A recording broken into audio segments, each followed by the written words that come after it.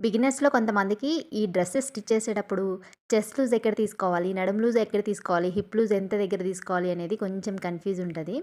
ఒకవేళ ఆది డ్రెస్ అయినా సరే మెజర్‌మెంట్స్ ఎలా తీసుకోవాలో కన్‌ఫ్యూజ్ అవుతా ఉంటారనమాట.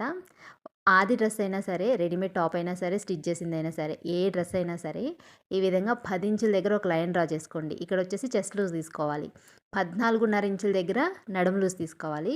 20-21 ఈ మధ్యలో హిప్ లూజ్ అనేది తీసుకోవాలనమాట. మీకు ఇంకా ఈజీగా ఉండాలంటే ఇవన్నీ ఆది టాప్ మీద డ్రా చేసేసుకోండి లైన్స్ అనేవి. 10 ఇంచుల దగ్గర ఒక లైను, ఆ తర్వాత హిప్ లూజ్ దగ్గర కూడా ఒక లైన్ అనేది మార్క్ చేసేసుకున్నారంటే మీకు లూజ్ తెలుసుకోవడం చాలా ఈజీగా ఉంటదనమాట.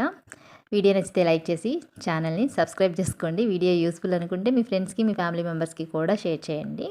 ఇంకో విషయం ఏంటంటే హిప్ పొడవనేది అందరికీ ఒకలానే ఉండదండి. హైట్ తక్కువగా ఉన్న వాళ్ళకి కొంచెం పొడవు తగ్గుతుందనమాట. హైట్ ఎక్కువగా ఉన్న వాళ్ళకైతే 20, 21 కరెక్ట్‌గా సరిపోతుంది.